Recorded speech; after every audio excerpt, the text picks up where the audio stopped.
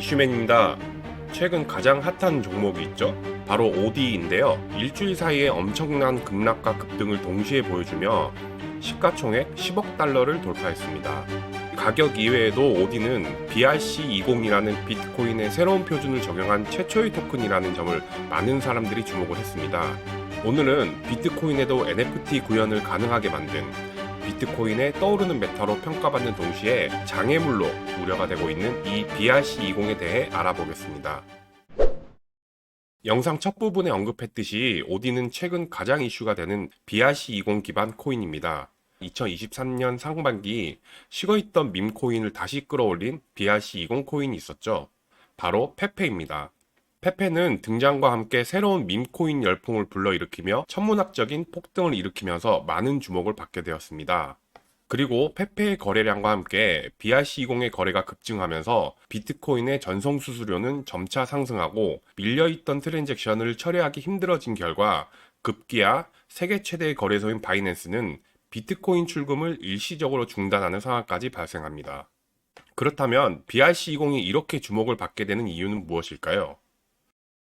비트코인은 디지털 금이라는 평가를 받고 있지만 동시에 주고받는 전송 이외에 아무런 기능이 없다는 비판도 받고 있습니다. 애시당초 백서에도 나와 있듯이 비트코인은 개인 간의 결제, 즉 P2P 페이먼트를 위해 탄생했기 때문인데요. BRC20은 이러한 비트코인의 폐쇄적인 기능 이외에 또 다른 요소가 추가된 타입입니다. 우선 BRC20을 이해하기 위해서는 비트코인 오디널스를 알아야 됩니다. 비트코인은 사토시라는 최소 단위가 있습니다. 1비트코인은 1억 개의 사토시로 이루어져 있는데요. 여기서 각각의 사토시에 순서대로 번호가 자동으로 매겨지는데 이 번호를 오디널스라고 합니다. 그리고 최소 단위의 이 사토시에 이미지, 텍스트, 비디오 등의 데이터를 첨부해서 일종의 NFT를 만들 수 있는 기술입니다. 이 기술로 드디어 비트코인 내에서도 NFT 발행이 가능해지게 되는 것입니다. 그리고 BRC20은 이 오디널스 프로토콜을 이용해서 유통이 됩니다. BRC20은 이더리움의 가장 대표적인 표준인 ERC20에서 따온 것처럼 보이지만 분명한 차이점이 있습니다. 우선 가장 큰 차이점은 BRC20에는 이더리움과 같은 스마트 컨트랙트, 즉 자동 계약 기능이 없습니다. 또 한 가지 차이점은 토큰을 팔려는 사람이 가격을 정해서 올려두면 1대1로 거래하는 원시적인 형태의 P2P 거래가 이루어지는데 이 부분을 주목해야 합니다.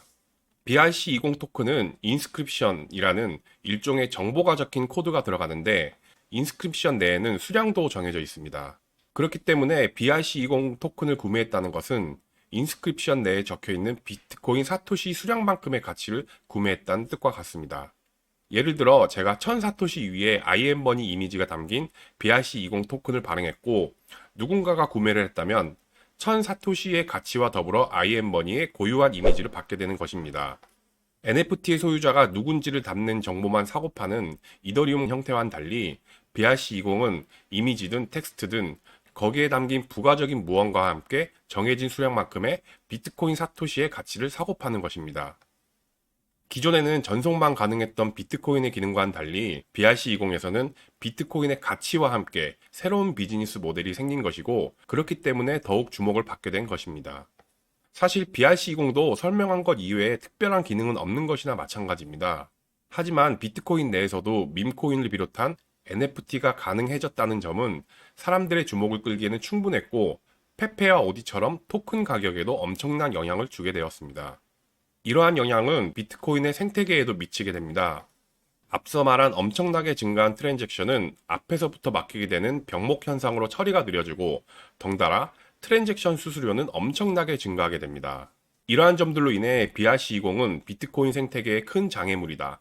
가치가 없으므로 사라지게 될 것이다 라는 비판들이 아직까지도 이어지고 있습니다. 그렇다면 비판처럼 BRC20 토큰들은 앞으로 사라지게 될까요? 일단 지금 당장 쉽게 사라지지는 않을 것입니다. 그 이유는 단순합니다. 돈이 되기 때문입니다. 비트코인은 올해 BRC20과 함께 그 수수료가 엄청나게 증가했습니다.